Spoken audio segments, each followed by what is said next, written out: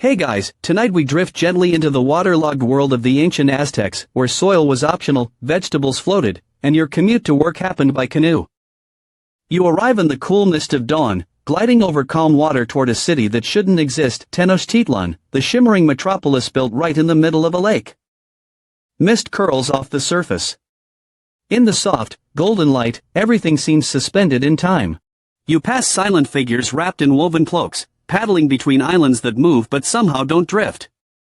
Gardens float, literally. You blink twice. No, you're not dreaming. Rows of corn and squash bob gently in the breeze. The water is glassy and dark beneath your boat, and the only sound is the creaking of the oar and the occasional splash of a fish leaping. This is a city built on water, surrounded by a lake, and completely lacking in dry farmland. And yet, it feeds hundreds of thousands. So how did they pull this off? With what might be one of the greatest examples of eco-engineering ever devised by human hands, chinampas. Floating gardens. No! Really, man-made islands built from woven reeds, sludge, and aquatic compost. But don't get too excited. The life of an Aztec farmer isn't all breezy paddling and bean counting. You'll spend your days ankle-deep in muddy water, fending off aggressive ducks, and hoping the willows you planted don't collapse and take your squash crop with them. And, spoiler alert, you probably won't survive this society unless you're really, really good at planting corn, or volunteering for the next human sacrifice. So, before you get comfortable, take a moment to like the video and subscribe, but only if you genuinely enjoy what I do here. I'd love to know where you're watching from. And what time it is for you. Drop it in the comments below. Now, dim the lights, maybe turn on a fan for that soft background hum, and let's ease into tonight's journey together. The canoe glides quietly closer to Tenochtitlan. From a distance, it looks like a dream rising from the lake, temples poking through the fog, homes floating on bundles of reeds, and market canoes clustering like fish around the city docks. Tenochtitlan is more than just a settlement. It's the beating heart of an empire. With roughly 200,000 residents, more than Paris or London at the time, it's an urban miracle afloat. But unlike those muddy European streets, there's barely a foul smell here. The lake's water cleanses. Canals wind between neighborhoods. Stone paths hug the edges of floating plots. And everywhere, absolutely everywhere, you see green. Corn, beans, chilies, tomatoes, herbs, even flowers used in rituals grow on plots anchored into the lakebed by clever engineering. This isn't farmland as you know it.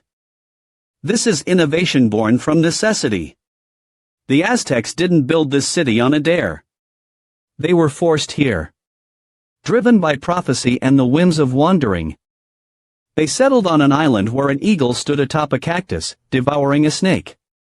Great spot for a future empire, the priest said, except for one minor flaw, there wasn't any land to farm. Historians still argue whether the location was strategic, spiritual, or just the last available spot. Either way, the Aztecs had to feed their people, and fast. Importing food by canoe from the mainland wasn't scalable. Building wooden terraces wasn't practical. So they got creative.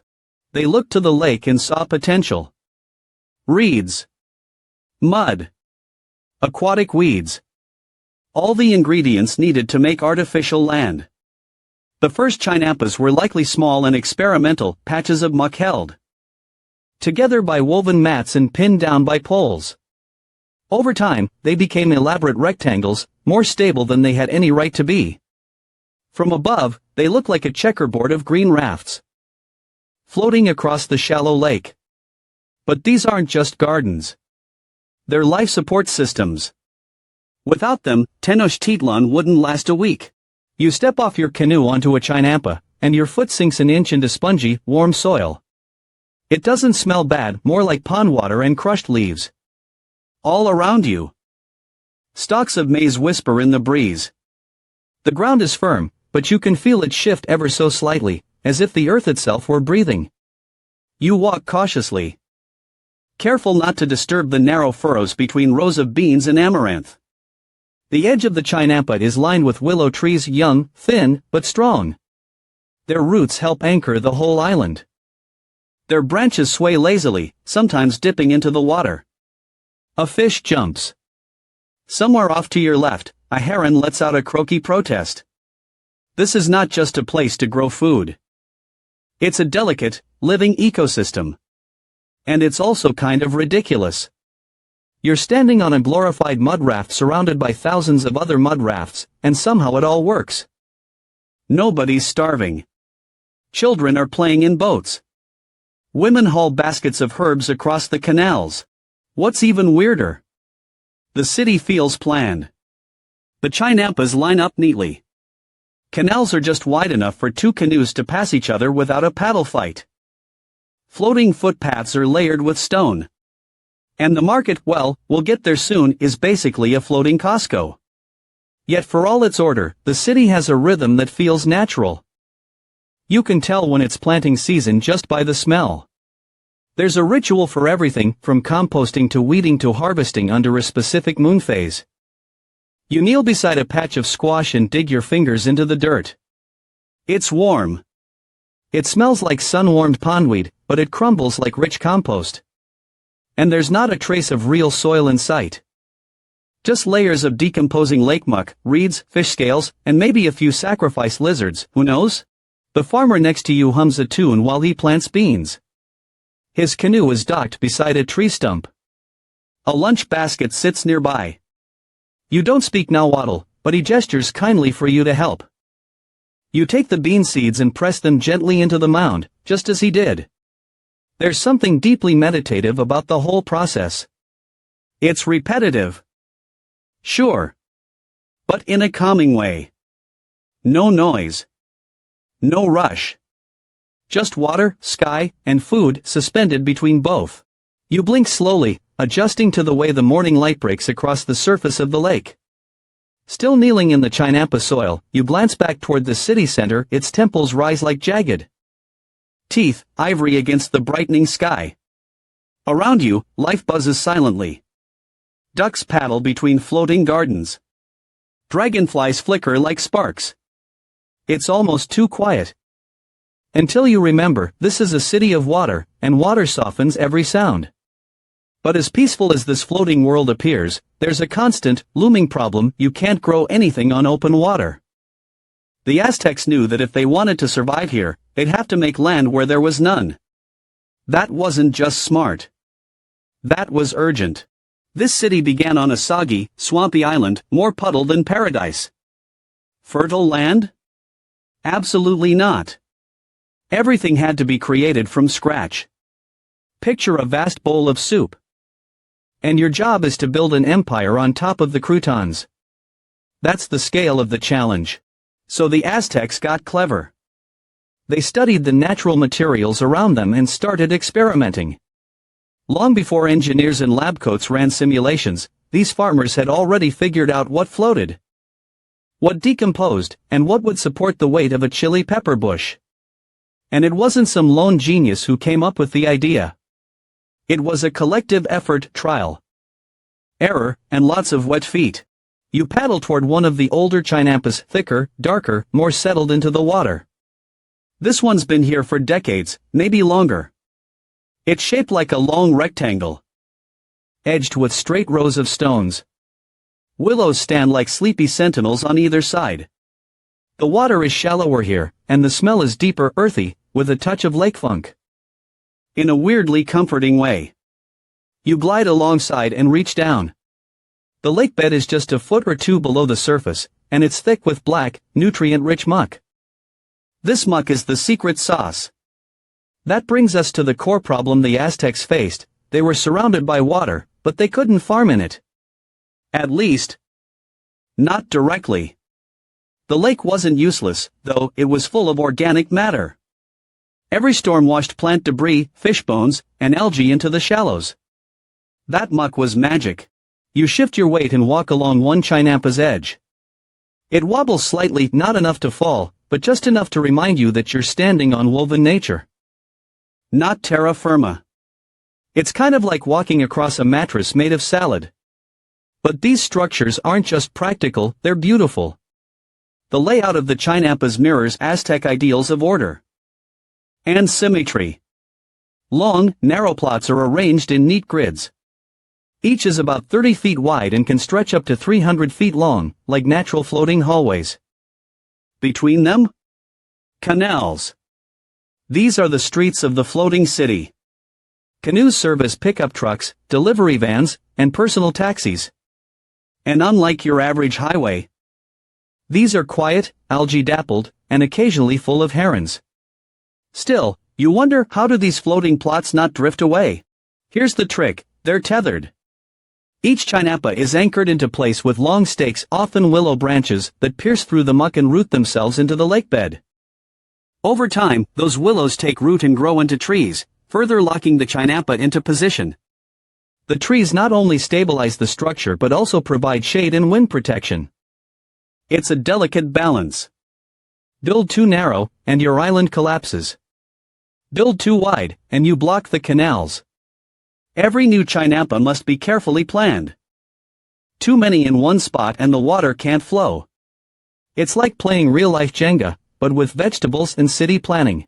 In the early days, people must have doubted this would work. Neighbors probably paddled by, squinting suspiciously at those weird reed islands. But the chinapas didn't just work, they thrived. They turned an uninhabitable lake into a lush patchwork of green. Every chinapa became a mini-farm, a personal garden, and, often, a family's lifeline. The food they produced was more than enough to support a booming city. You pluck a piece of amaranth and sniff it. It's peppery, with a faint scent of lemon. Still edible after all these centuries? Probably not. But the idea behind it is still alive, even if the crops aren't. And here's something delightful: chinapas weren't only for growing food. They also grew flowers, marigolds, morning glories, and lilies. Some for rituals, some for trade. And some just because they were pretty. So yes, the Aztecs were practical geniuses.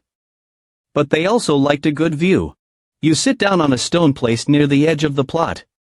It's warm from the sun, and a light breeze rolls across the lake. In the distance, a vendor calls out something in Nahuatl. Probably advertising tamales or fermented cactus juice. The city may float, but life here feels grounded. As you watch two children paddle past in a wobbly canoe, you realize something funny: these people made floating farms not just to survive, but to flourish. And somewhere along the way, they managed to make it all look effortless. You shuffle forward across the spongy edge of the chinapa, careful not to lose your balance. It still feels vaguely like walking on a well-worn trampoline, but one covered in squash vines and tomato plants.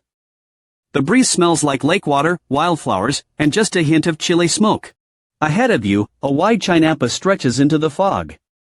It's older, more established, and planted in orderly rows of crops. The lake licks quietly at its sides. These aren't chaotic gardens, this is meticulous agriculture on a floating mattress. And it all centers around the genius of the chinapa structure. The beds were usually built by staking out a rectangular area in the shallow lake, then filling it with alternating layers of mud, aquatic vegetation, and compost. Over time, this created a stable, spongy platform that could support an entire garden. But here's the weirdest bit: there's no traditional soil involved. No plowed furrows, no clay, no gritty loam. Just lake muck, rotted vegetation, and patience. This is hydroponics before hydroponics was even a thing. You reach down and scoop up a handful of the planting medium. It's dark, dense, and springy like compost after a summer storm. There's no sand or pebbles. Instead, you find traces of fish scales, shredded lake grass, and tiny white roots weaving through the sludge like threads in a tapestry. This isn't just a substitute for dirt, it might be better than dirt. Aztec farmers figured out that by continually replenishing the chinapa's layers with fresh lake bottom muck and decomposing plant matter, they could create an incredibly fertile bed that retained moisture, resisted erosion, and practically begged seeds to sprout. It didn't compact like heavy clay. It didn't crack in the sun. It breathed. You move down a row of beans, each supported by thin poles lashed together with twisted reeds. The plants climb skyward like they're late for a party. Every few feet, there's another crop: chilies, tomatillos, some noble thing that might be a gourd. They all seem to like the soggy foundation just fine. And they're not planted randomly. Far from it. The layout follows a pattern based on companion planting, a strategy that puts certain crops next to each other so they can share nutrients, repel pests, and support one another. Corn, beans, and squash, the Mesoamerican three sisters. You've probably heard the term before. Here, you get to watch the dance in action. The corn stalks shoot straight up, reaching for the sun like spears of green ambition. Around them, beans twine delicately, using the corn as a living trellis. And at the base, squash sprawls like a lazy cat, its broad leaves shading the soil to keep it cool and discourage weeds. It's brilliant. The corn gives the beans something to climb. The beans fix nitrogen in the Chinampa's surface, enriching the muck. And the squash? It acts like a living mulch. Each sister supports the others. Nobody hogs the spotlight. You lean closer to one of the bean vines and notice tiny insects flitting between the leaves. Nothing seems to be eating the plants, though, at least not aggressively. Maybe it's the companion planting, or maybe it's something sneakier. You glance at the edge of the Chinampa and spot something hanging from a branch, a tiny bundle of dried chili pods tied together with a string of reeds. Is it a scarecrow? A plant talisman? Or just someone's spicy lunch forgotten in the sun? Historians still argue whether these chili bundles had ritual significance or served as early pest repellents. There's evidence of chili smoke being used to fumigate gardens and storage rooms. And honestly, if you've ever gotten chili powder in your eyes, it makes sense. Nothing wants to linger in that. Not bugs, not burglars, not even ghosts. You sit for a moment, watching the cornstalks shift gently in the breeze.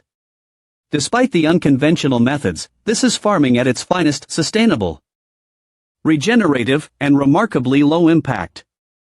The Chinampas don't just grow food, they support entire families, communities, and rituals. You spot an older farmer across the canal, hunched over, inspecting a patch of marigolds. He moves slowly but with purpose, like someone who's repeated this same motion 1,000 times without tiring of it. His hands are caked in mud. His sandals look older than some European nations. But his face is calm, almost meditative.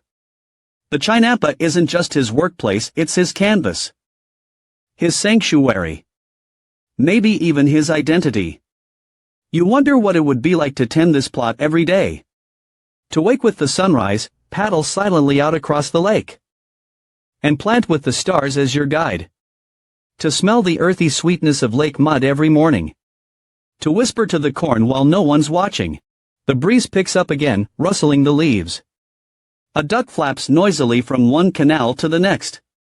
Somewhere behind you, a child giggles, probably falling into the water again. It's part of the ritual. You stand, brushing damp mulch from your knees, and begin to walk the length of the Chinampa. Each step releases another puff of earthy scent. There's no fertilizer here. No chemicals. Just the long rhythm of decay and growth, of muck turning to nourishment and reeds turning into rafts. It's a system so simple it's genius. And somehow, it still feels like magic. You step carefully toward the edge of the Chinampa, where a narrow canoe is tied to a living willow. It rocks gently as if impatient to leave, ready for the morning ritual. You untie it and climb in, your feet settling against the damp wooden floor, still cool with dew. The paddle rests neatly across the center beam. You take it in your hands, dip one end into the dark, mirror-smooth water, and begin to glide. The journey to gather mud begins.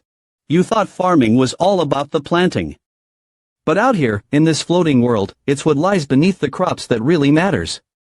Every productive Chinampa needs a regular serving of lake bottom sludge, a substance so fertile it might as well hum with photosynthesis. And someone, every day, has to go get it. That someone is you. You paddle toward a spot near the shallows, where the lilies grow thick and frogs chorus like tiny, enthusiastic baritones. This is a good spot.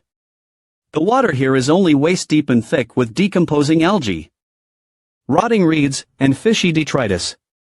Perfect. You lean forward, grab the long-handled scoop, a kind of ancient mud ladle, and sink it deep into the black ooze.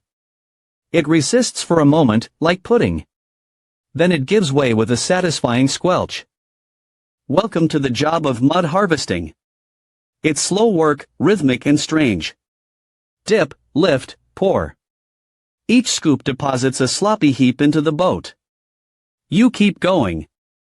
The canoe gradually getting heavier and slightly stinkier. It's meditative in its own way, a quiet communion with the lake's composted memories. Historians still debate whether this task fell mainly to farmers, apprentices, or specialized laborers. There's no definitive record. But someone had to do it. And you're starting to see why they never needed gym memberships. The sludge is more than just mud. It's alive with nutrients. The Aztecs called it tepatal, a word that has no direct English translation but roughly means earth that clings to water. That sounds poetic until it spills onto your sandal.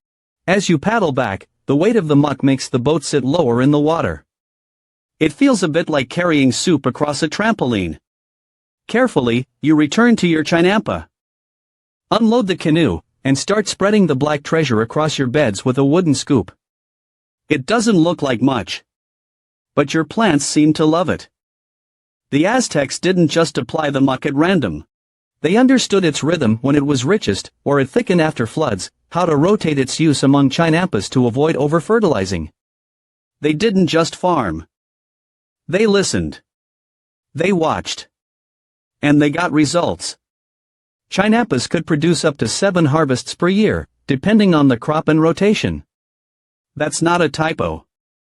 While European farmers waited seasons between crops, Aztec gardeners reaped abundance in a cycle so dense it could boggle modern agriculturalists. 7 harvests. On floating mud. Of course, the system wasn't magic. It needed maintenance. Lots of it. That's where today's work continues. After the mud is spread, you spend time reweaving parts of the chinampa edge that have come loose. Reeds are bundled, twisted, and tucked like you're making a giant floating basket. Over time, some parts wear away, and if you don't repair them, well, your garden becomes a salad for the fish. Willow trees planted along the sides help reinforce the structure. Their roots intertwine with the layers of mud and reed, forming a living net. Some farmers even sang to their willows, believing it helped the roots hold tighter. There's also a curious detail you spot as you work, a small carved stone buried just beneath the reeds, near the edge. It's smooth and round, with a crude symbol etched into it. Maybe a sunburst, or a flower, or a star. It's hard to tell. Was it a marker? A charm? A superstition? Scholars argue about these little objects, often found buried in the oldest chinampas. Some believe they marked ownership. Others say they were offerings to the lake gods, to the sun, or to the earth spirit believed to live below the muck. Whatever the reason, you leave it in place. No sense in messing with ancient chinampa vibes. By midday, the sun is warming the lake's surface, and dragonflies flit lazily from leaf to leaf. The crops shimmer in the heat. The canals sparkle with floating lily pads and discarded corn husks. You sit back on your haunches, wiping your hands on a reed mat. It's not glamorous work. But the satisfaction is real. Your little patch of floating earth has been fed, patched, and fluffed. It'll thank you later with fat ears of corn, spicy chilies, and squash the size of your head. All because you scooped up a bunch of pond gunk and trusted the process. You're not just farming. You're participating in a 600-year-old engineering miracle. And for a brief moment, as a breeze cools the sweat on your neck and the boat rocks gently in the canal, you kind of forget you're ankle deep in ancient fish poop. You stretch your legs, stand slowly, and take a moment to admire your handiwork. The mud is laid, the edges secured, and the plants seem pleased. Maybe that's wishful thinking. Maybe it's the way the leaves shiver slightly in the warm air, or the comforting squelch of the chinampa beneath your feet. Either way, you're ready for the next step. Planting. Now, here's where things get interesting. Because if you've been picturing rows of crops planted in neat, furrowed soil with some stately ox pulling a wooden plow, forget all that. There are no oxen here. There are no plows. There's not even dry ground. Instead, you reach for a gourd bowl filled with tiny treasures, seeds of corn, beans, squash, chilies, and herbs. Each one is light as a whisper and just as full of potential. The planting process is slow, mindful. You don't jab the seed into hard earth. You gently press it into the soft, moist top layer of the chinampa. No need to dig, your finger disappears into the blackness. Like it's dipping into cake batter. You work down the row, rhythmically, press, press, press. Corn goes in the middle. Beans come next, nestled nearby. Squash gets the wide space at the edges too. Roam freely and throw down its massive leaves like a green blanket. This, you learn, is not just a crop arrangement. It's a system built on mutual aid. The corn provides structure. The beans fix nitrogen. The squash covers the ground, keeping it cool and weed-free. It's a neat triangle of teamwork that modern agronomists still study. The chinampa itself becomes a fourth partner, holding the moisture, breathing under the roots, and refusing to dry out even in the baking sun. You pause to take a sip from a gourd flask of pulque, a fermented agave drink with the consistency of watery yogurt and the taste of slightly offended cactus. It's acquired, but it does the job. And it's safer than lake water, which often carries gifts from the local ducks. As you sip, you glance toward the far end of the chinampa, where another farmer, bare-chested and sun-darkened, is gently whispering to his plants. He crouches low, inspecting a row of chili bushes. Every now and then, he snaps off a weed or plucks a dying leaf with the care of a jeweler polishing emeralds. You wonder what he's saying. Is he reciting a prayer? Offering a joke? Bargaining for a better harvest? Historians still debate the role of ritual and superstition in Aztec farming. Some evidence suggests that certain plants were sung to during their growth cycle, especially maize. Songs varied by region, season, and even the phase of the moon. Whether these were spiritual or just a charming method of pest control is, as always, up for debate. Either way, you're starting to feel that planting here is more than mechanical, it's emotional. You're not just feeding yourself. You're participating in a sacred process. One that honors cycles older than the empire itself. You reach for another bowl of seeds and begin the second row. This one's for chilies, small, angry red ones that pack a punch even when pickled. Next to them, a line of amaranth, favored for both its edible leaves and tiny grain-like seeds. It has a peppery taste and a reddish glow that stands out against the jungle of green. Planting continues slowly, almost lazily. You hum a little tune to yourself, a lullaby about wind and rain that you vaguely remember overhearing in the marketplace. It fits the mood. Soon your fingers are black with compost, your knees streaked with lake mud, and your soul oddly refreshed. But farming here isn't just about what you plant. It's also about what you don't. There's no wheat. No barley. No apples or grapes. These are European crops, and they don't belong here. Instead, everything grown has been shaped by generations of trial, error, and spiritual preference. Tomatoes, which Europeans would later misunderstand and accuse of witchcraft. Sweet potatoes, prized for their cheerful stubbornness. Cacao, used to make bitter drinks and ceremonial offerings. And maize, always maize. The queen of the chinampa. You stand and wipe your hands on a woven cloth. All around you, the air vibrates gently with the hum of life. Bees buzz lazily between the flowers. A heron watches from a stump. Perfectly still, like a very judgy ghost. The water glints in the afternoon sun, and you hear the distant rhythm of drums from the city's central square. A ceremony is starting. You're too far to see the feathers or smell the incense, but the pulse is unmistakable. Even the chinampa seems to breathe with it. And then, as if to complete the mood, you spot a duck standing proudly in your squash patch, pecking methodically at a vine. You sigh, climb back into the canoe, and begin your slow paddle toward it. The duck regards you coolly, unimpressed by your authority. You splash the water once with your paddle. The duck waddles off reluctantly and takes a short hop into the canal, quacking its disdain. You check the damage. A few chewed leaves.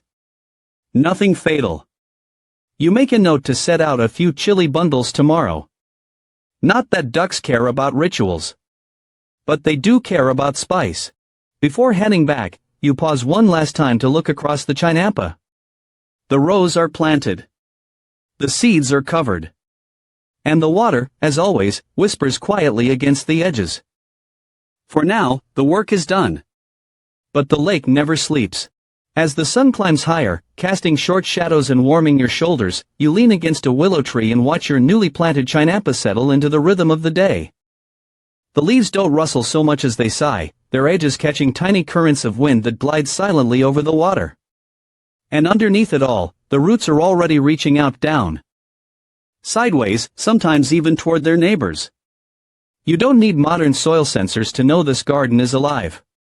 The chinampa is humming with quiet cooperation. Take the corn, beans, and squash, the Aztec agricultural power trio. You saw how they were planted together, but what you might not have noticed is how they move together. Not fast, of course. Plants aren't doing the cha-cha when you're not looking.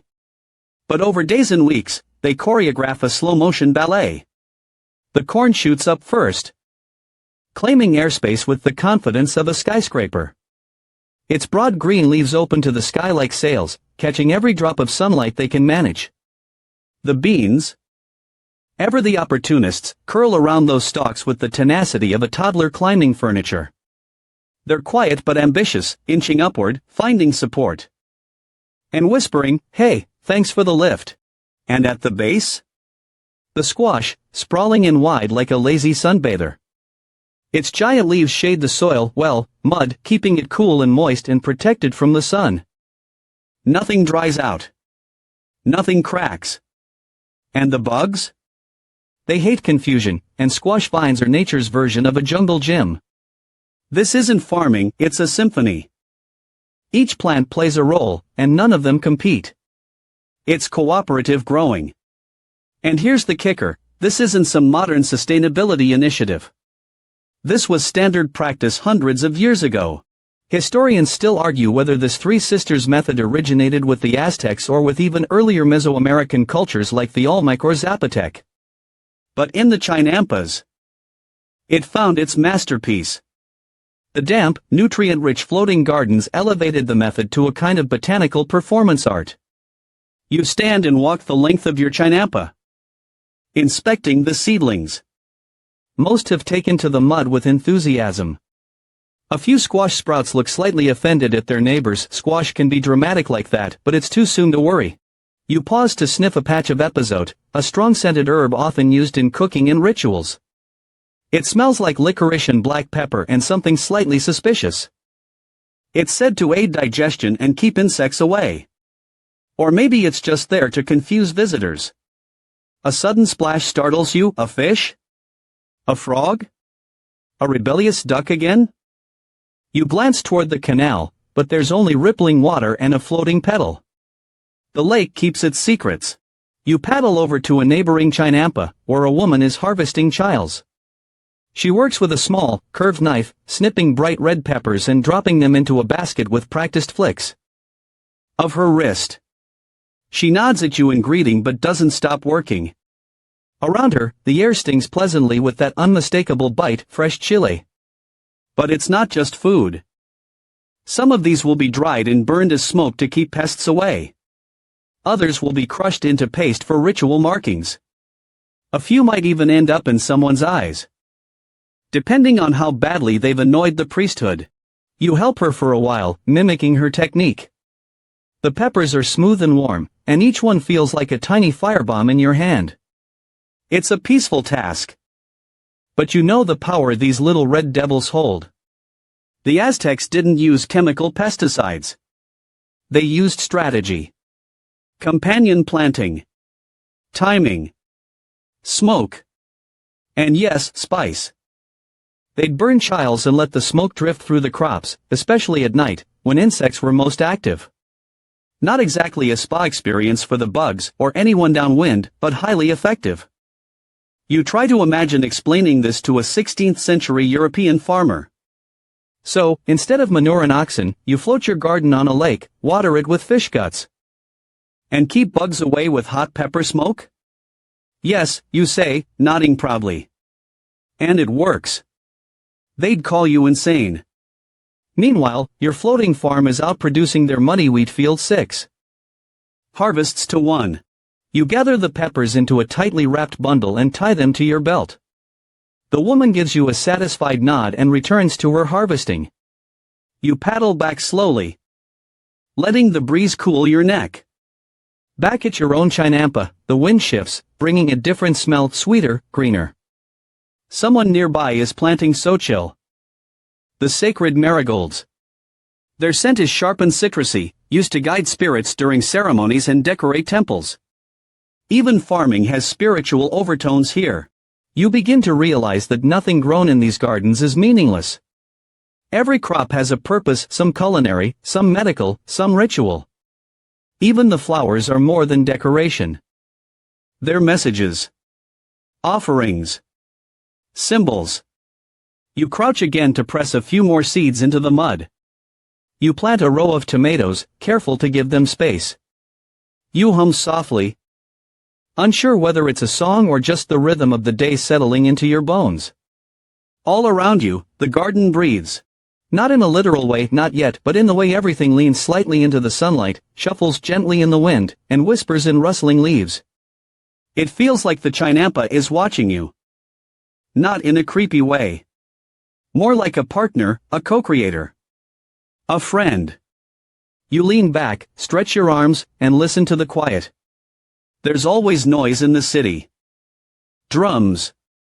Priests. Market shouts. But here, on the water, it's all hushed.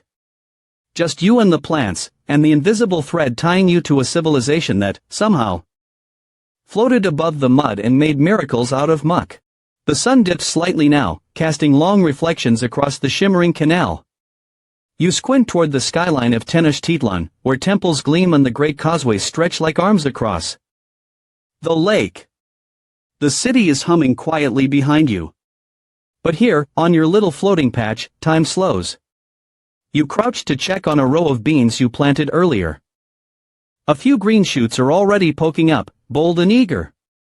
You nod, impressed. The chinampa does not delay. It rewards attention with growth, sometimes startlingly fast. As you rise, your eye catches something else, a row of cornstalks on a neighboring chinampa, but they're taller than yours, fuller, greener. You paddle over. Curious. Maybe this farmer knows a trick or two. You meet him, a wiry man with gray in his braid and feet so calloused they might as well be sandals. He's humming softly and patting the corn gently, as if coaxing it to stretch just a little higher. You ask him, half joking, what his secret is. He smiles, points to the ground, then to the sky, and finally, taps his chest. Soil, sun, heart. A classic. Then he gestures to the corn again and mutters a word you don't recognize. You repeat it. He nods. It's not just a word, it's a name. Each stalk, he claims, has its own name. He talks to them every morning. Says some grow better when they feel appreciated. You smile, half skeptical, but you can't argue with the results. Historians still argue whether this was superstition, symbolism, or an actual agricultural practice. Some say the act of speaking to plants was ritual, binding the grower to the earth and the divine. Others say it simply worked as a form of mindfulness, a way to notice when something changed. When leaves drooped or stems bent wrong. Maybe it was both. You step carefully between the rows and realize his chinampa is different in more than just plant height. It's laid out deliberately, each plant chosen for a reason, each space filled. No weeds. No gaps. He's turned the floating mud into an art form. And then you spot it, something you hadn't noticed on your own plot.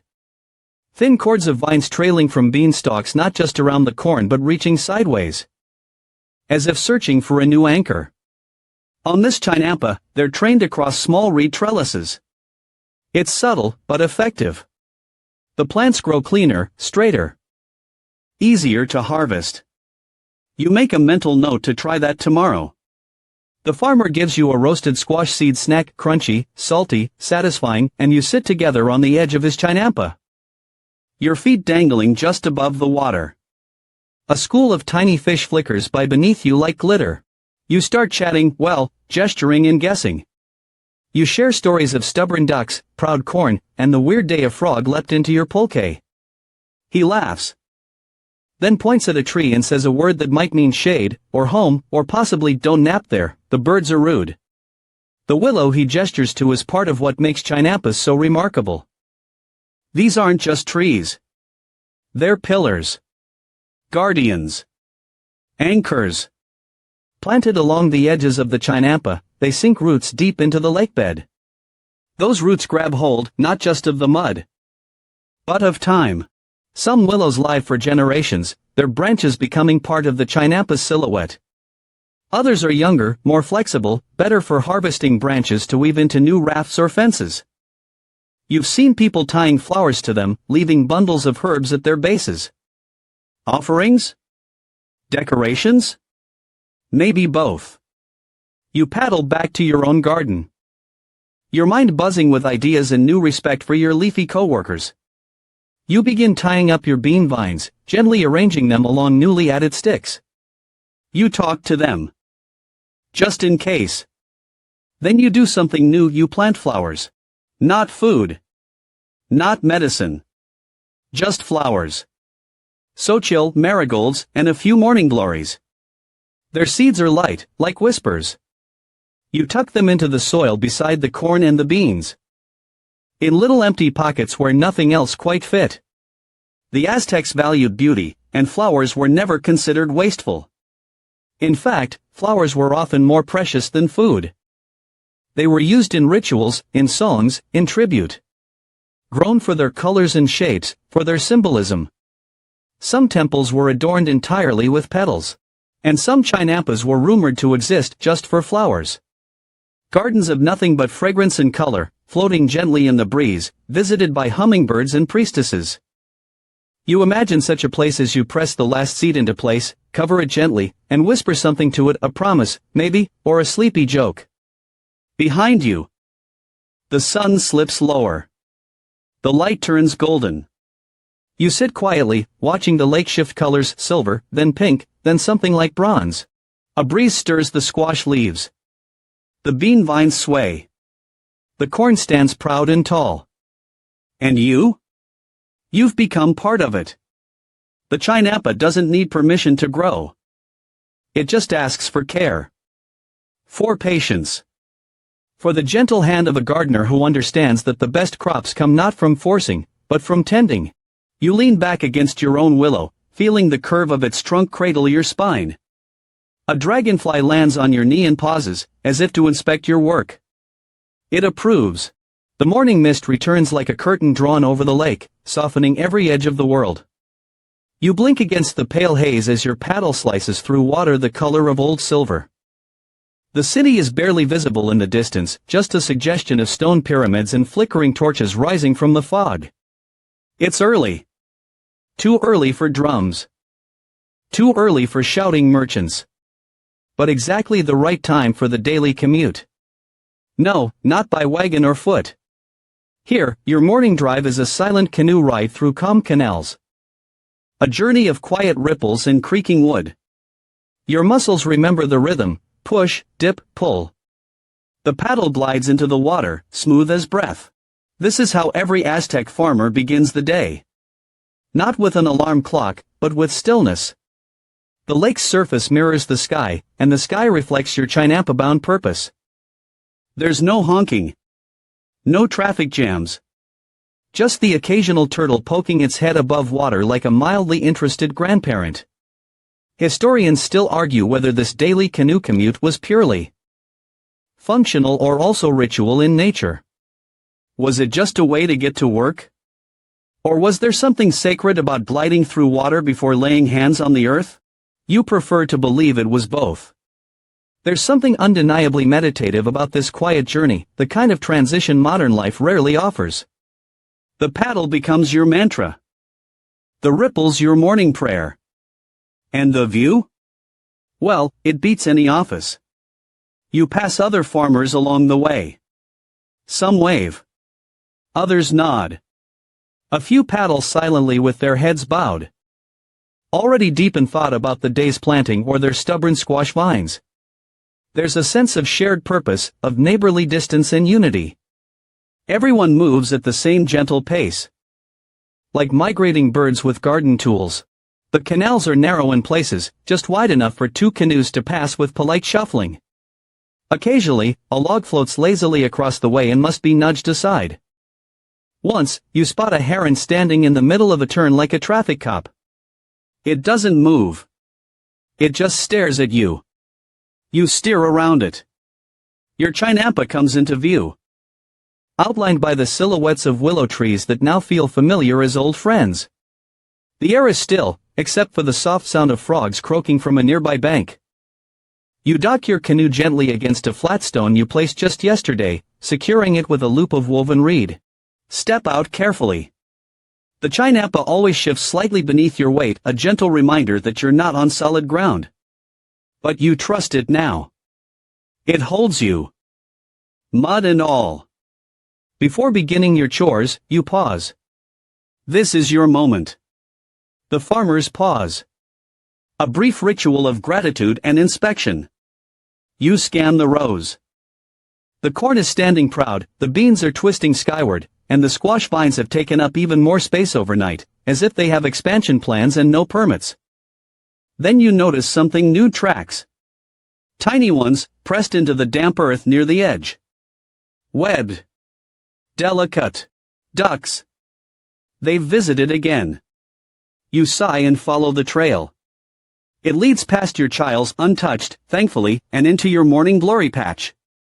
A few leaves have been nibbled.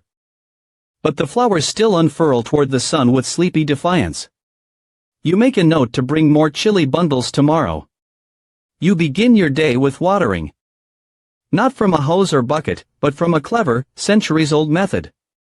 You dip a hollowed-out gourd into the canal and gently tilt it along the base of each plant.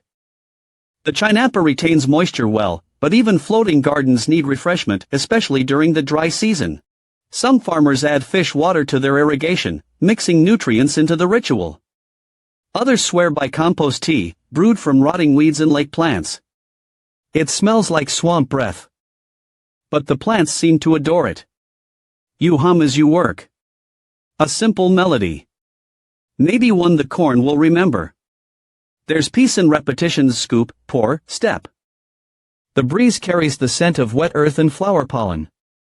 Somewhere across the water, a bird begins to sing a phrase that sounds suspiciously like sarcasm. You smile. By mid-morning, the sun begins to burn through the mist. The light dapples across your garden, highlighting the rows of green like a spotlight on a play already in progress.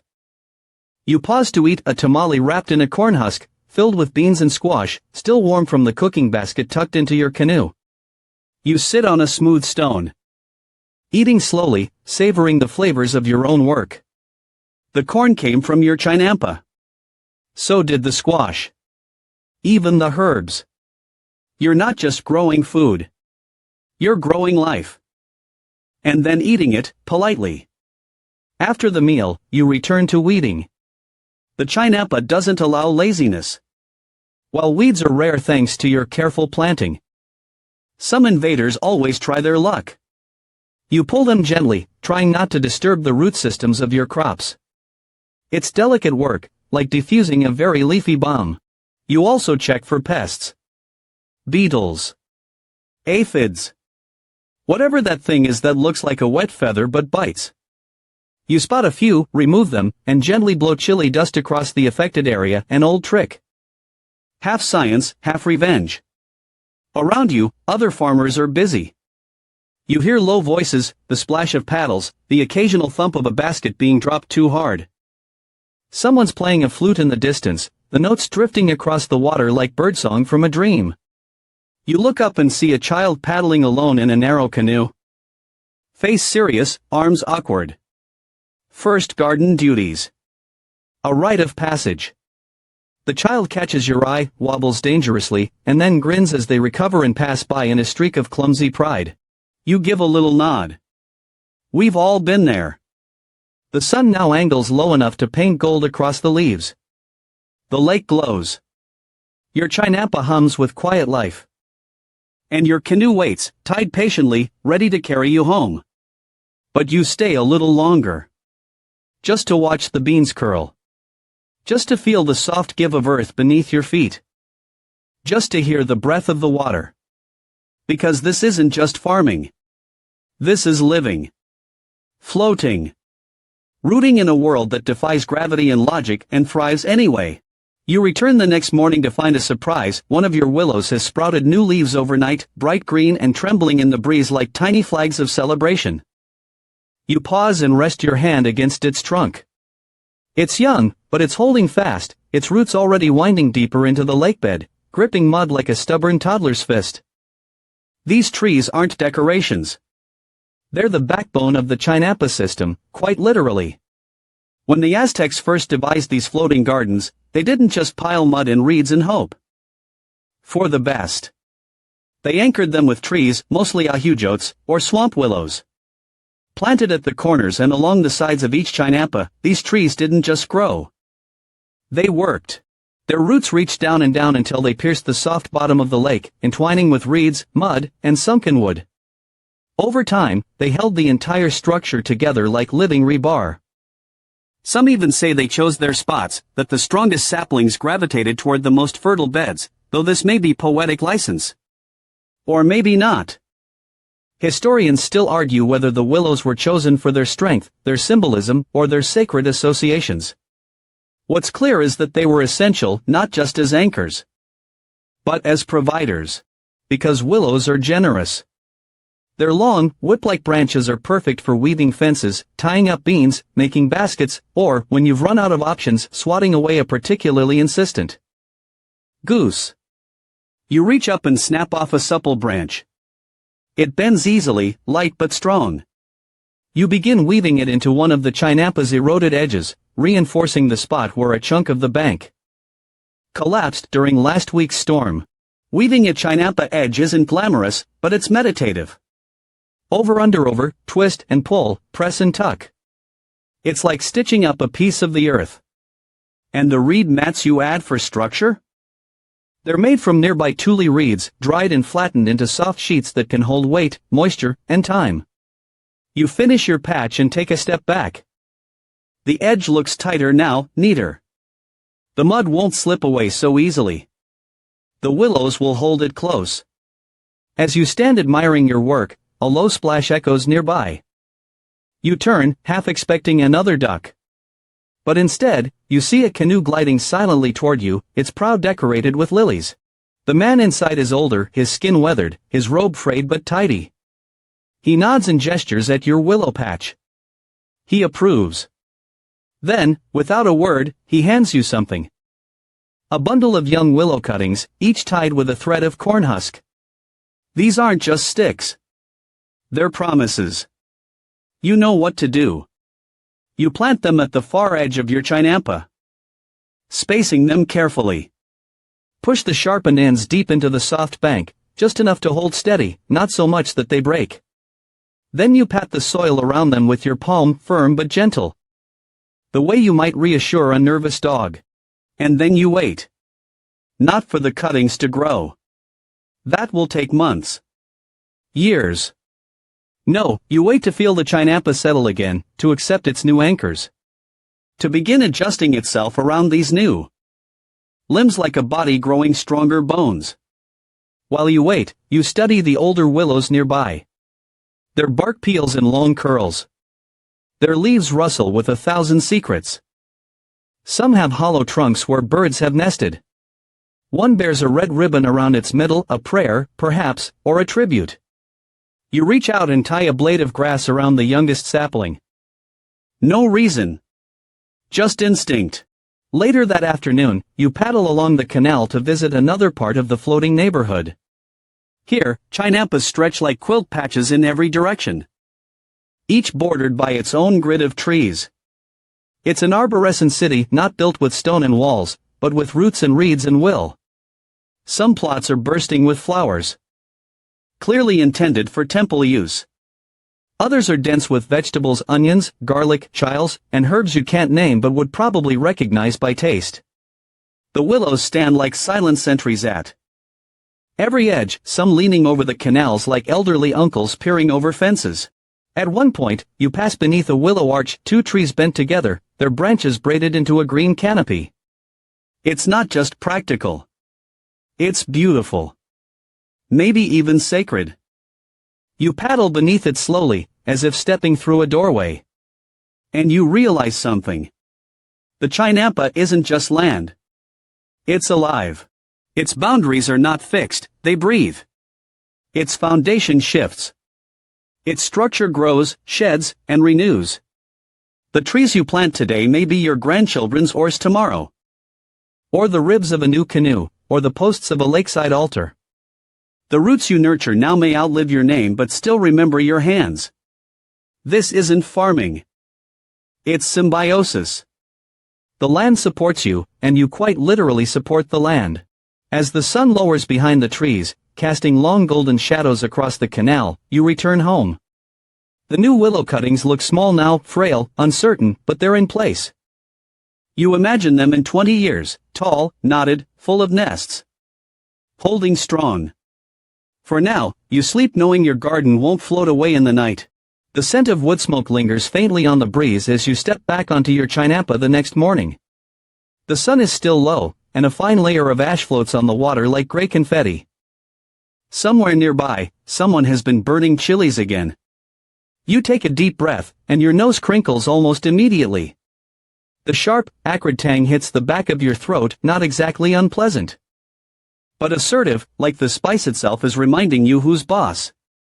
It's time for pest control. The ancient way. Forget bug sprays or chemical granules.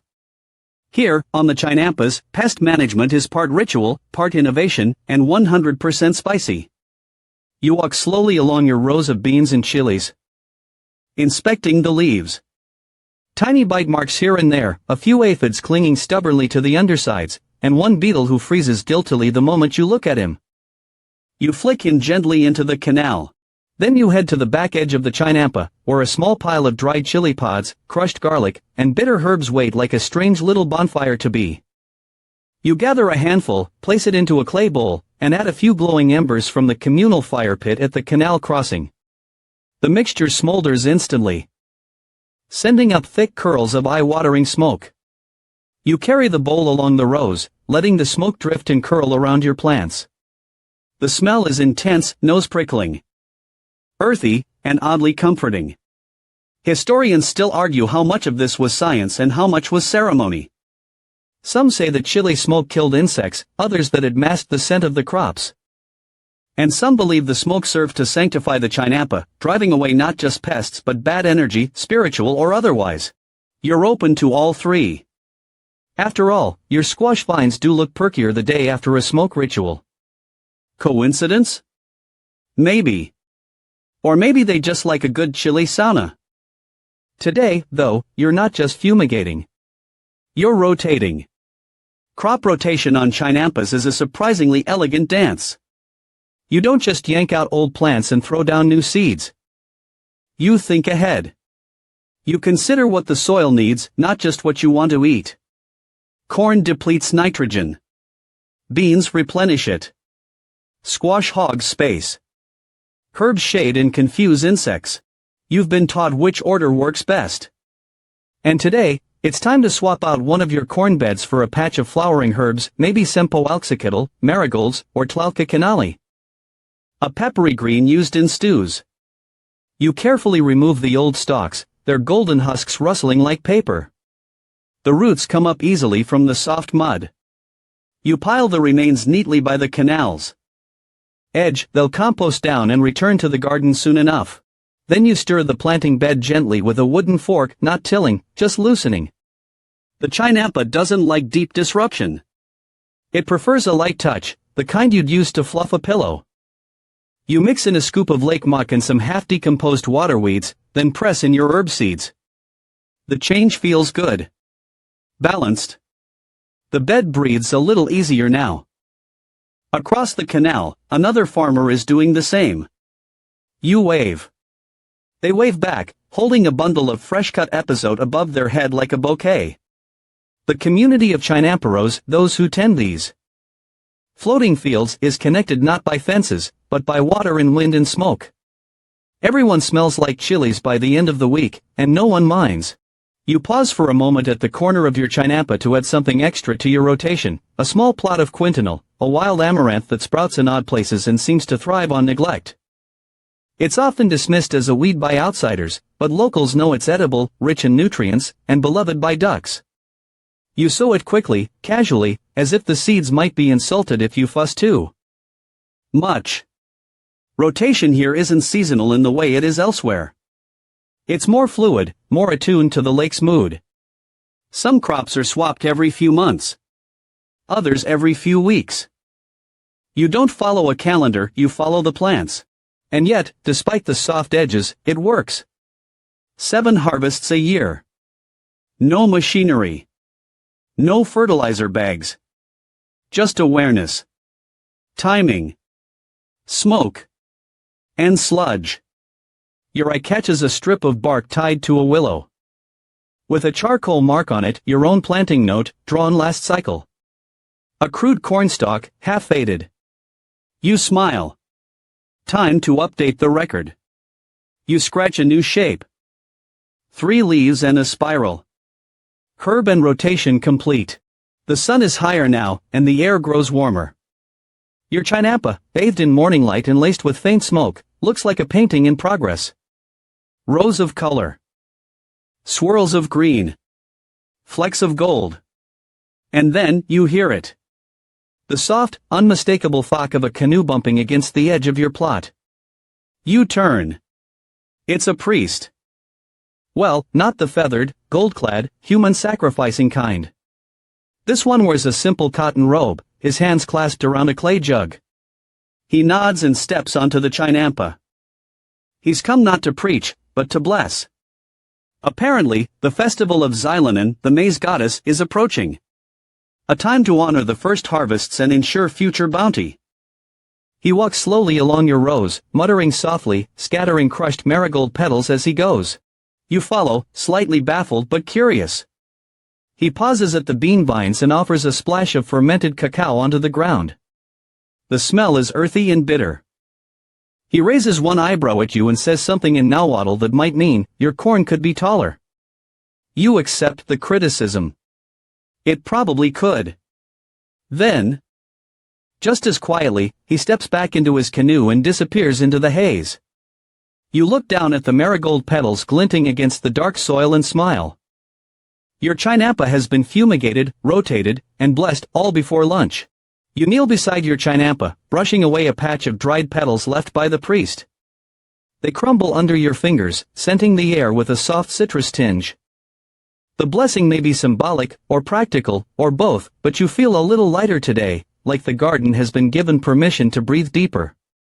And now, it's time to feed it. Not just with lake mud or prayer, but with something a little more pungent. You reach into your canoe and pull out a woven basket. Still damp from your earlier errand. Inside is the sacred mess, a rotting, half-fermented sludge of waterweed, duck droppings, fish guts, tortilla scraps, and the occasional unidentifiable lump that squelches when touched. This, my friend, is the sacred sludge mixture. It may look like pond soup after a frat party, but in chinampa farming, it's black gold. You scoop a portion into a clay bowl and begin spreading it across a fallow row with a flat wooden trowel. It slops onto the soil with a plop, and the scent is assertive. Somewhere between old cabbage and wet sandals. This is what nourishes the crops when the lake alone isn't enough. The Aztecs didn't have synthetic fertilizer. They had leftovers. Kitchen waste. Plant trimmings. Even human waste was sometimes added, though usually well-aged, to avoid, let's say, unpleasant surprises. Historians still debate the exact recipe. Was it standardized, passed down through generations? Or did each family have their own secret mix, like Grandma's chile? But with more salamanders? Whatever the formula, the results were real. The sludge mixture not only fertilized the crops, it also helped maintain the unique texture of the Chinampa soil, spongy, yet firm, moist but not soggy. It encouraged microbial life, discouraged pests, and improved root strength.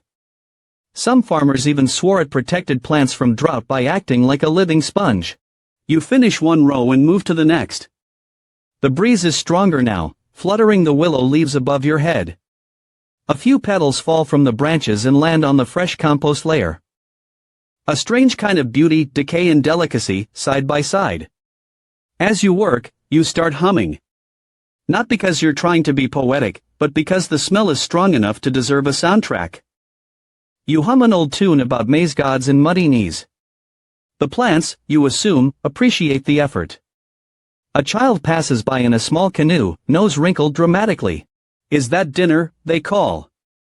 No, you say. It's your breakfast next month. They paddle on, unconvinced. You scoop and spread, scoop and spread. Your movements become automatic. Your thoughts wander. You remember the first time you touched this stuff, how you flinched, how you wiped your hands on everything in sight. Now, you barely notice. This is part of the cycle. You think about the tortilla ends you tossed in yesterday, the fish heads from market day, the pile of old herbs too wilted to eat. All of it returns here. To the Chinampa. Nothing is wasted. Nothing is thrown away. It all comes back, reincarnated as tomatoes or beans or suspiciously spicy squash. It's a philosophy as much as a technique. You add a final scoop to a row of young corn, pressing it gently around the base of each stalk. Not too close, the roots like to breathe. Not too far, the nutrients won't reach. It's a balancing act, and every Chinampero knows it by feel more than rule. Somewhere in the distance, a conch horn sounds. A signal, perhaps, or a prayer. Maybe someone caught a big fish. Maybe someone just likes blowing conch horns. It doesn't matter. It echoes across the water like a memory. You wipe your hands on a damp reed mat and sit back, looking over your Chinampa. It's not perfect. Some leaves are yellowing. A few rows look crowded. And there's definitely a duck nest forming near the marigolds. But it's yours. Floating, breathing, producing. Sustained by your hands and a bucket of fragrant swamp pudding. You lie back against the reed pile, staring up at the willow canopy. The leaves shimmer in the breeze like green coins. The sunlight flickers through them, dappled and gentle. You close your eyes, just for a moment. You dream. In your dream, the Chinampa stretches on forever, rows and rows of floating plots, connected by threads of water and the faint scent of herbs. Canoes drift silently through, leaving ripples that never fade. The air is full of bees and flute music. The soil is always warm. The plants whisper your name. You wake with a start. It's still mid-afternoon. The Chinampa is real. The compost is still there. The child in the canoe is now chasing a frog with a stick. All is well.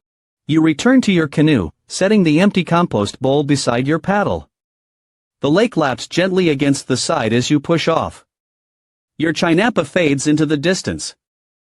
A patch of green floating in a tapestry of water and mist and sunlight. Tomorrow, the roots will be stronger. Tomorrow, the squash will flower.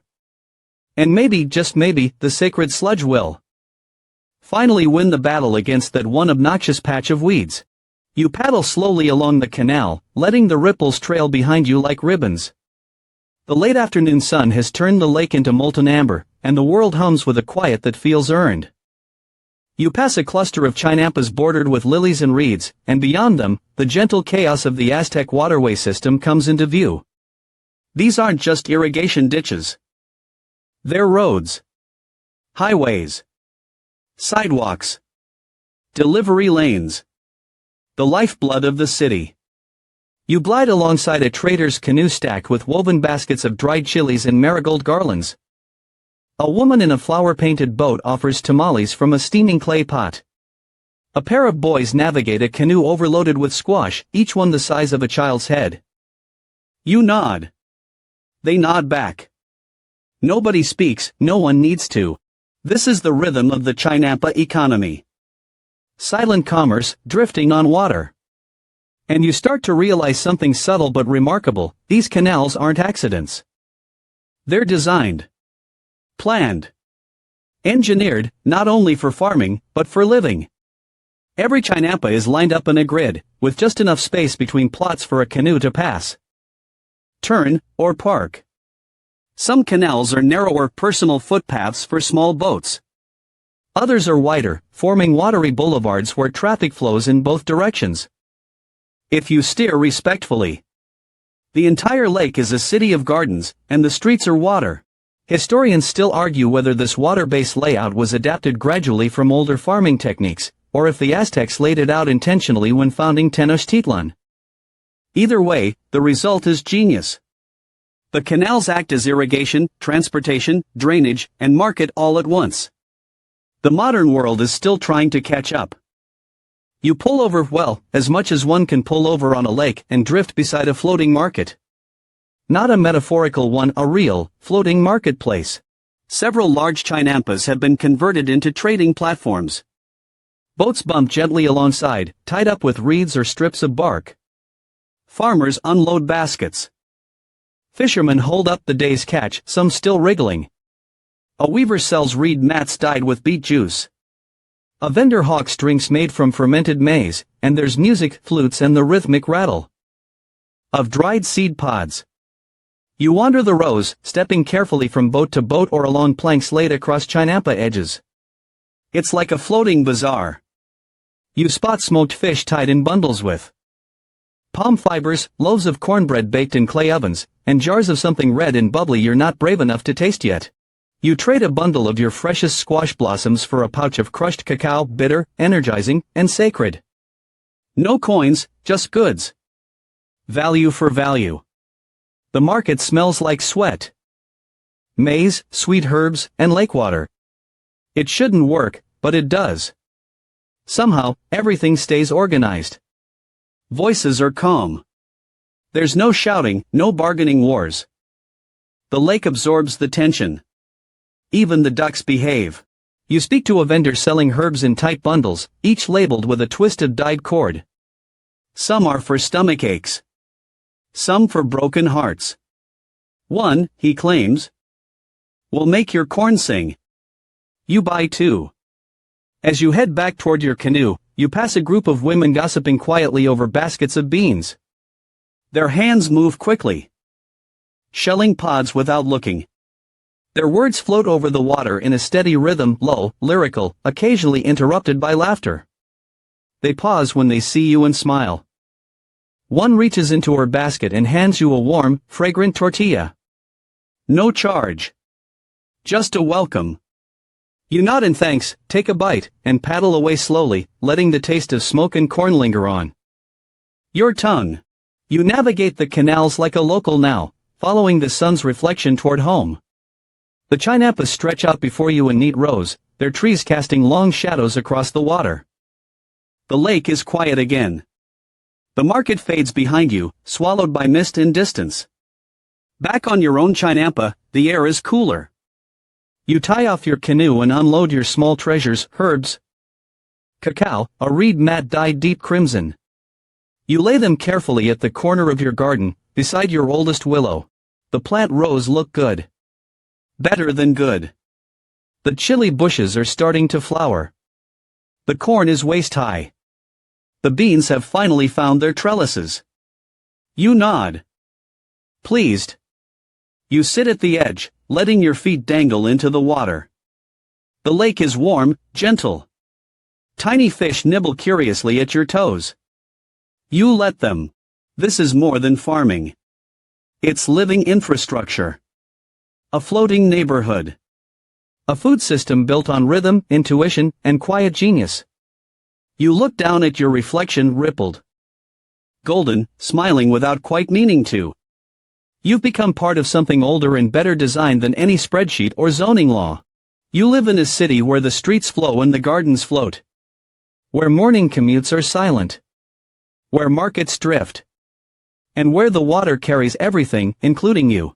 You wake the next morning to a chorus of birdsong and the steady splash of paddles.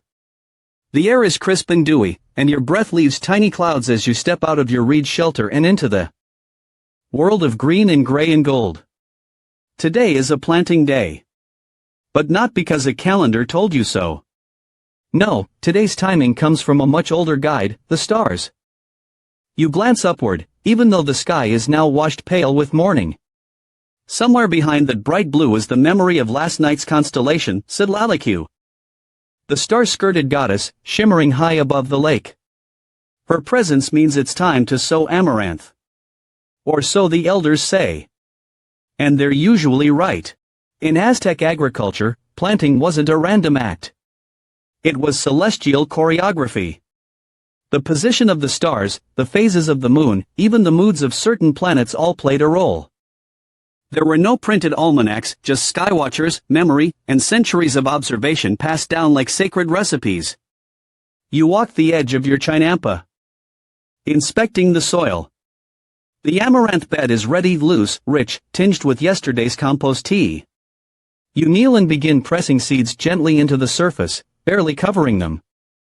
They need sunlight to germinate, but not too much. Just like people. Historians still debate whether the Aztecs had a formal zodiac, or if their astronomical planting practices were more intuitive, based on environmental rhythms rather than fixed constellations. What's certain is that the skies mattered. And today, they told you to plant amaranth.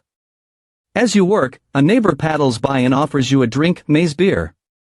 Slightly fizzy, brewed with cacao and honey. It tastes like liquid bread with a rebellious streak. You thank him and return to your planting, a little buzzed and a lot inspired. The Aztec calendar itself is a marvel, 2 overlapping cycles, one of 260 days and another of 365. Together, they created a 52-year cycle known as the bundling of years. A period after which everything was reset. Some believe that if the gods weren't appeased at the end of each cycle, the world would end. So, no pressure. Today's date, you're told, is 4 for rabbit. A good day for planting. A mischievous day. A fertility day. The rabbit is clever, unpredictable, lucky. You like the sound of that. You press more amaranth seeds into the damp soil, letting the rhythm carry you. Press, cover. Press, cover. Like a heartbeat. The lake laps gently nearby. As if nodding in approval. You glance toward a shrine at the corner of a neighboring chinampa, a small stone figure with a bowl at its base, filled with water, petals, and a single ear of corn. A quiet offering. No ceremony. Just respect. You've started doing the same at your willow tree. Not because you're afraid of bad luck, but because it feels right. You leave a flower, a broken tortilla, a sprinkle of seeds. A trade. A thank you. When you pause for a rest, you lay back against a sack of reeds and watch the sky. The sun is higher now, and the clouds drift slowly, pulling shadows across the garden. You start noticing patterns, the way the corn leaves always face east in the morning. How the squash flowers open wide when the wind is calm, how the bees arrive in pairs when the air is thick. It's not superstition. It's attention. You're not just farming, you're learning a language. One written in pollen and petals and moonlight. A young girl from a neighboring family stops by and shyly hands you a bundle of star charts, simple ones, drawn on bark paper. They show when to plant, when to rest. When to watch the horizon for Venus, the morning star. You thank her and promise to make her a necklace from dried chile seeds in return. Later, as you sit by your canoe with the charts spread across your lap, you begin to see the bigger picture. Every chinampa, every canal, every row of maize, it's all timed. Not by clocks, but by cycles. Lunar. Solar. Celestial. Even the fish in the lake spawn on cue, as if they too have read the stars. You remember what an old woman once told you as she sorted pumpkin seeds by hand: the sky tells us when to plant. The plants tell us when they're ready. The rest of the time, we listen. So you listen. You close your eyes and hear the hush of leaves in the breeze, the buzz of a hummingbird as it drinks from your marigolds, the distant splash of a canoe turning too fast. You plant more amaranth, quietly. You whisper its name, in case it's listening, and above you, hidden behind the midday haze, the stars take note. Your fingers are still dusted with amaranth seed as you lean on your paddle and glide once more into the canal. The sun is now well into its arc, warm on your back. And all around you the chinampas stretch, an emerald puzzle of floating gardens, stitched together by watery threads. And it hits you again, how in the middle of a lake. On soft earth that squelches and sways, the Aztecs managed to feed a city that dwarfed most of Europe's finest capitals. Tenochtitlan, at its height, wasn't some quaint lakeside village. It was a metropolis, 200,000 people strong, bustling, trading, worshipping, eating. A city bigger than London or Paris at the time. With cleaner streets, fresher produce, and a whole lot more canoes. You pass under a small wooden footbridge that connects two larger chinampas. On the far side, a boy waves from a plot bursting with beans. His little sister stands beside a woven basket of fresh maize, barely able to lift it. They're gathering for today's delivery to the city market. And this is where the brilliance of the chinampa system shines. This wasn't just clever farming, it was integrated farming. The chinampas weren't miles outside the city. They were part of it. Wrapped around it. Fed by it. Feeding it in return. The canals led straight into Tenochtitlan's core. Food didn't travel by cart over rutted roads, it floated. Maize, chilies, tomatoes, herbs, fish, flowers, even frogs. Canoes arrived like clockwork, slipping through the causeways to the main market of Tlatelolco, where thousands gathered daily to trade. And buy. Historians still debate the exact volume of produce the chinampas could yield, but some estimates suggest they produced 2 to 3 times the yield of traditional soil-based farming. And they didn't just supply their own families. They supplied everyone: nobles, warriors, priests, and palace cooks trying to impress Moctezuma himself. You arrive at a chinampa twice the size of yours, one of the collective farms maintained for market export. Dozens of people work here in tandem, moving like ants in a garden of abundance.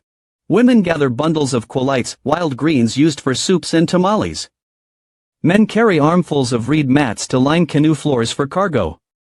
Children sort quitlico, corn fungus, into clay bowls. Careful not to bruise the valuable, edible spores. Yes, even fungus was gourmet. You help for a while, drawn in by the rhythm. Load, pass, stack. A system of quiet, competent motion. You overhear someone mutter a joke about Moctezuma getting cranky if his tomatoes aren't shiny enough. The logistics are mind-blowing. Imagine thousands of people eating every day, and most of their food grown a few canoe paddles away.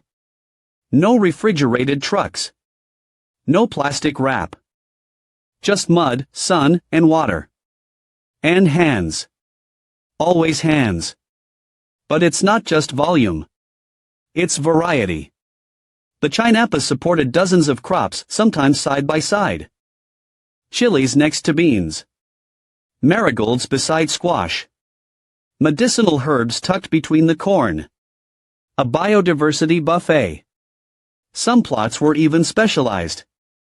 You paddle past one that seems dedicated entirely to flowers: zinnias, dahlias, and morning glories, their petals glowing in the sun. These weren't just for beauty. They were offerings, income, and sometimes status symbols. You remember hearing that Moctezuma's gardens held over 400 types of plants. Most of them grown right here, in this floating green maze. It wasn't just farming. It was agriculture as architecture. And while Europe's nobility were still arguing over land borders, the Aztecs had figured out how to feed a capital without expanding. They built down, layered up, and grew out. Literally. You think of your own chinampa again. Small, a bit lumpy in places, still occasionally terrorized by ducks, but functional. You realize you're part of a massive, ancient organism. Each garden a cell. Each canal a vein. The lake is the lifeblood, and Tenochtitlan? A hungry, beating heart. As you load a basket of maize into a waiting canoe, you catch your breath at the thought, this entire empire floats Not just the crops. Not just the boats. The whole supply chain. From seed to stomach, suspended on water and willpower. You step back and sip from your gourd of atoll, warm, sweet, and thick with maize. It coats your tongue and settles in your belly like a blanket. You glance around at the others, sweaty, smiling, rowing, laughing. Everyone doing their part. Even the birds seem busy. You paddle home slowly, your canoe a little lower in the water from the weight of your trade goods. Your Chinampa welcomes you with shade and silence. You unload, tie off, and collapse onto your favorite reed mat. The sun is now a soft orange orb, casting long shadows through the willow leaves. The lake reflects it perfectly. One sky above. One sky below. And in the middle? A city that should have been impossible, but wasn't. Your arms are still sore from paddling yesterday's maize haul to market, but the morning mist is too beautiful to ignore. It drapes itself over the canals like silk. And even the willows seem quieter than usual, hushed by the lake's early hush. You hear soft splashing and, moments later, giggles. You turn to see two children kneeling on a small Chinampa beside yours. One holds a fishing net that's much too big for them, while the other pulls something from the mud and lifts it high with triumph. A frog. They cheer like they've captured a jaguar. You smile. Today isn't about markets or high yields. Today is about how these floating gardens shape childhoods, how life begins here. Not with toys or TV, but with roots and water. You call over a greeting, and they wave back. Their hands are already muddy up to the elbows. One of them gestures toward their father, working a few plots down. He nods, then motions for the kids to get to weeding, which, in Chinampa culture, is kind of like brushing your teeth. Daily.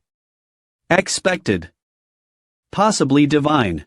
And this is where your thoughts land, floating school gardens. Because yes, children learn here. Not in desks and rows, but in vines and rows of maize. The Chinampas are the classrooms. You visit a nearby family whose Chinampa doubles as a teaching plot. 3 generations work the soil, grandparents whispering advice, parents making repairs. And children learning by doing. There's no blackboard, but there is a storytelling stump. No textbooks, but every row of herbs tells a story, some of medicine, some of myth.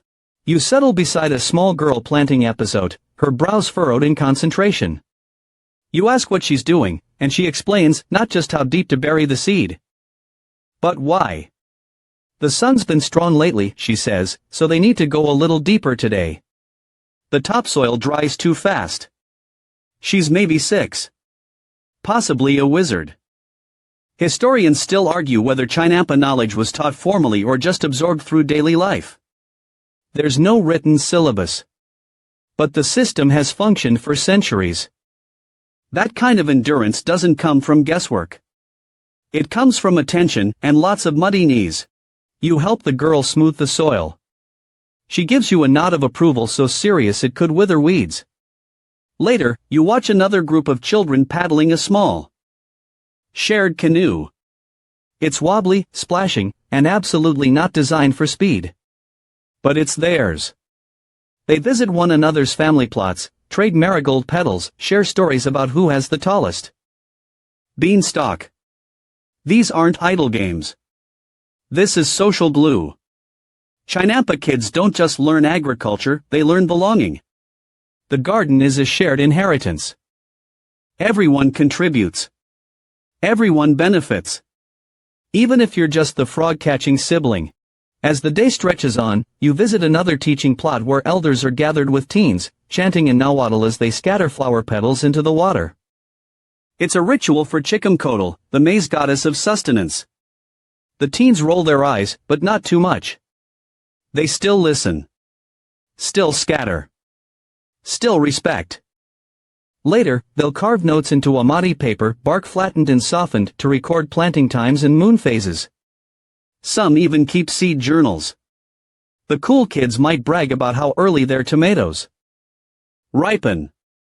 It's a different kind of flex, but here, it works. You see it now, education here isn't isolated. It's everywhere. Every seed is a lesson. Every vine, a verse. Even mistakes are part of the curriculum. A young boy accidentally knocks over a chili bush while chasing a duck. His mother sighs, replants it, then explains gently how root damage works. He listens, grimacing, and offers the duck a very sarcastic glare. You sit with them for a while, helping untangle a row of beans, sharing roasted squash seeds. The conversation drifts from planting depths to frog migration to whether or not turtles enjoy flute music. This is the world Chinampa children grow up in, a world that moves slowly, listens deeply, and respects everything with roots. You return to your own plot at dusk, the sky soft with pink and lavender. As you pass the little Chinampa school again, one of the children calls out, asking if your tomatoes have started flowering. Yet. You pause, consider the polite response, then shout back, of course they have. They sang last night. Laughter echoes across the water. Someone beats a drum in approval. Someone else throws a corn husk. You duck. Badly. And just like that, you're part of the class.